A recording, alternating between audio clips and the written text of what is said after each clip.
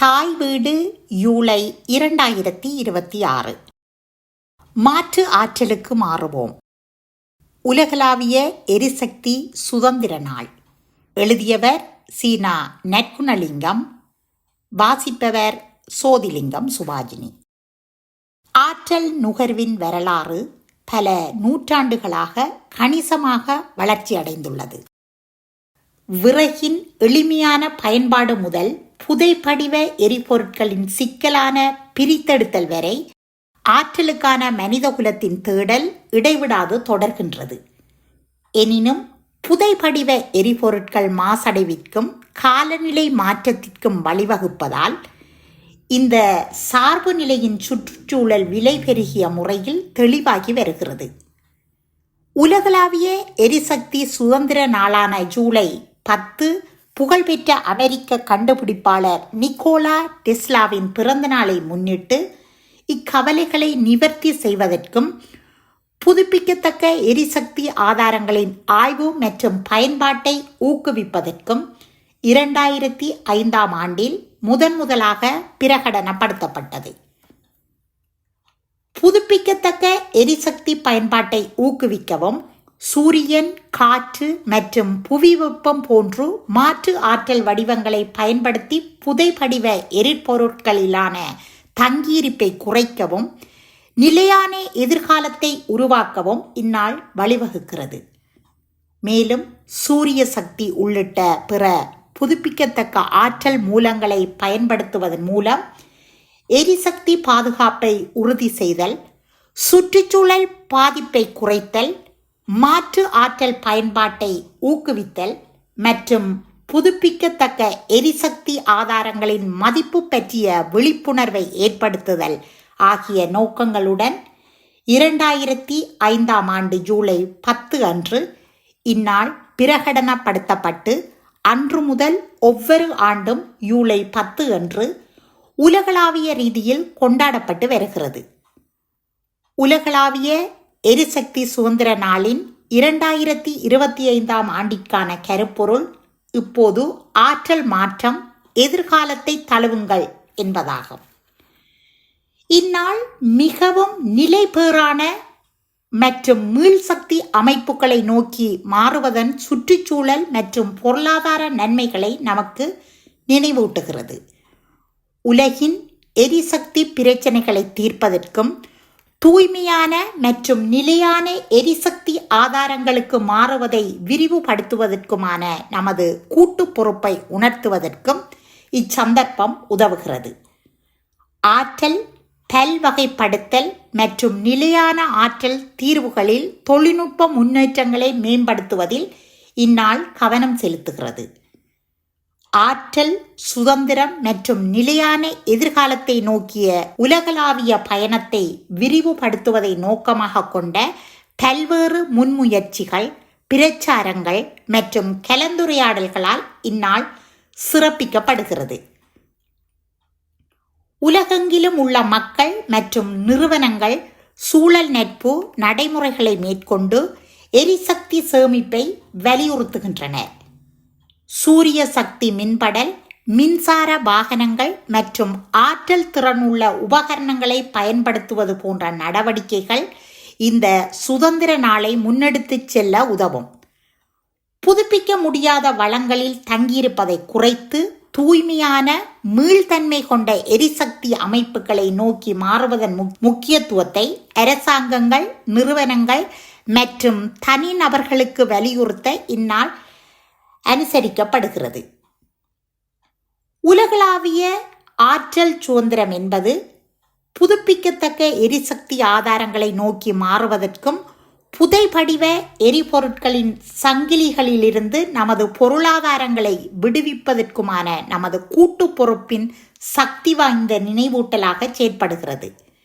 நிலையான மற்றும் நெகிழ்ச்சியான ஆற்றல் எதிர்காலத்திற்கான நமது தேடலில் உலகளாவிய ஆற்றல் சுதந்திர நாள் குறிப்பிடத்தக்க முக்கியத்துவத்தை கொண்டுள்ளது. நிலைபேறான மற்றும் தூய்மையான எரிசக்திக்காக சூரியன், காற்று, தாவரங்கள் மற்றும் நீர் போன்ற இயற்கை வளங்களை பயன்படுத்துவதே புதுப்பிக்கத்தக்க எரிசக்தி ஆகும். சூரிய சக்தியானது கட்டடங்களை வெப்பமாக்குவதற்கும் ஒளி தருவதற்கும் வெந்நீர் தயாரிப்பதற்கும் குளிர்விப்பதற்கும் மற்றும் பல்வேறு வணிக தொழிற்சாலை பயன்பாடுகளுக்காக மின்சார உற்பத்தி செய்வதற்கும் பயன்படுத்தப்படுகிறது. காற்று சக்தியானது காற்றில் உள்ள ஆற்றலை மின்சார உற்பத்திக்காகவும் மின்கலங்களை மின்னூட்டம் செய்வதற்காகவும் நீரேற்றுவதற்கும் தானியங்களை அரைப்பதற்கும் பயன்படுத்தப்படுகிறது. நீர்ச்சக்தியானது பாயும் நீரிலிருந்து மின்சாரத்தை உற்பத்தி செய்கிறது. புவி வெப்ப சக்தியானது பூமியின் உட்புற வெப்பத்தை எரிசக்திக்கான ஆதாரமாக பயன்படுத்துகிறது. புதுப்பிக்கத்தக்க எரிசக்தி துறையில் சீனா மற்றும் அமெரிக்காவிற்கு அடுத்தபடியாக 3வது பெரிய நாடாக இந்தியா உருவெடுத்துள்ளது. கடந்த ஆண்டில் மட்டும் 45 கிகாவாட் அளவிற்கு புதுப்பிக்கத்தக்க எரிசக்தி வளங்களை இந்தியா நிறுவியுள்ளது.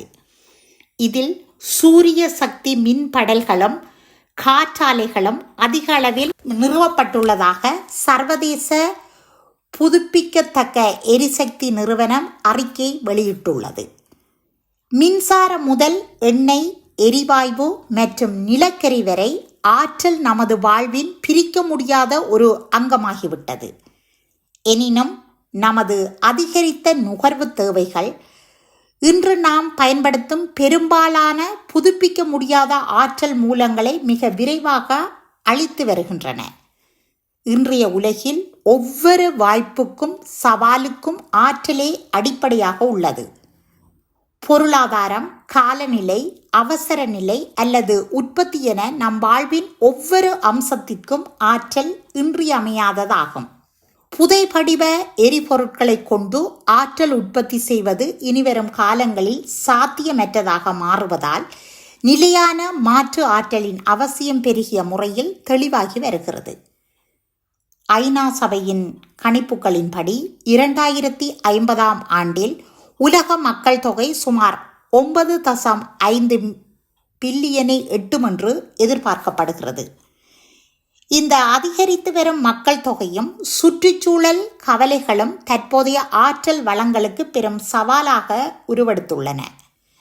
இன்றைய உலகம் தொழில்நுட்பத்தை சார்ந்து இயங்குவதால் எரிசக்திக்கான தேவையும் நாளுக்கு நாள் அதிகரித்து வருகின்றது. சூரிய ஒளி, காற்று, நீர் மற்றும் உயிர்வாயு ஆகியவையே முதன்மையானதாகும். ஆற்றல் சார்ந்த உலகளாவிய தேவைகளை நிறைவு செய்வதற்கும் புதுப்பிக்கத்தக்க ஆற்றலே சிறந்த வழியாகும். இதன் மூலம் நமது எதிர்கால சந்ததியினர் ஆற்றல் பற்றாக்குறை மற்றும் எரிசக்தி தேவைகள் குறித்து கவலைப்பட வேண்டிய நிலை ஏற்படாது. உலகளாவிய எரிசக்தி கண்காணிப்பு அறிக்கையின்படி உலகளாவிய காற்றாலை மற்றும் பயன்பாட்டு அளவிலான எதிர்கால சூரிய ஆற்றல் திட்டங்களின் திறன் 2025ஆம் ஆண்டில் சாதனை அளவாக 4.9 டெராவாட்டை எட்டியுள்ளது. இது 2024ஆம் ஆண்டில் 4.4 டெராவாட்டாக இருந்த திட்டங்களுடன் ஒப்பிடுகையில் 2025இல் 11% வளர்ச்சியாகும். இருப்பினும் G7 நாடுகள் உலகளாவிய வருங்கால காற்று மற்றும் சூரிய மின்சக்தி திறனில் 11% மட்டுமே கொண்டுள்ளன. இவற்றின் மொத்த ஒருங்கிணைந்த திட்டங்களின் திறன் சுமார் 520 கிகாவாட் ஆகும். உலகளாவிய ரீதியில் தற்போது 758 கிகாவாட் திறனுள்ள திட்டங்கள் கட்டுமான பணியில் உள்ள நிலையில் இதில் கிட்டத்தட்ட 3/4 சீனா மற்றும் இந்தியாவிலேயே அமைந்துள்ளன. COP28 உச்சி மாநாட்டில் ஒப்புக்கொள்ளப்பட்டபடி 2030ஆம் ஆண்டுக்குள் உலகளாவிய புதுப்பிக்கத்தக்க எரிசக்தி இலக்கை 3 மடங்காக உயர்த்துவதற்கு தற்போதைய முன்னேற்றம் போதுமானதாக இல்லை எனவும் இந்த அறிக்கை குறிப்பிட்டுள்ளது. இறுதியாக எரிசக்தியாக கச்சா எண்ணெயிலிருந்து பெறப்படும் டீசல், பெட்ரோல் ஆகியவையும் நிலக்கரியும் பயன்படுத்தப்படுகின்றன.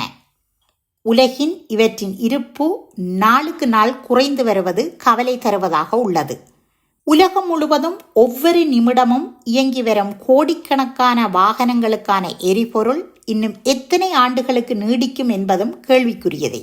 எனவே சுற்றுச்சூழலுக்கு மாசு விளைவிக்காத மாற்று எரிசக்தி ஆதாரங்களை தேடி நிபுணர்கள் தங்களது ஆராய்ச்சிகளை தொடர்ந்து வருகின்றனர்.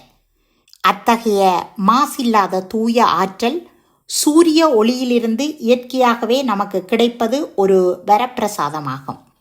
உலக நாடுகள் பொருளாதாரம் உட்பட பல்வேறு பிரச்சனைகளிலிருந்து விடுபட்டு முழுமையான எரிசக்தி சுதந்திரத்தை அனுபவிக்க மாற்று ஆற்றலை நோக்கி மனமாற மாறுவோம். ஜூலை 10 உலகளாவிய எரிசக்தி சுதந்திர நாளான இன்று முதல் அந்த மாற்றத்தை தொடங்குவோமாக. இன்றே செய்வோம், நன்றே செய்வோம். ஒன்றுபட்டால் உண்டு நமக்கு சிறப்பான வாழ்வு. நன்றி.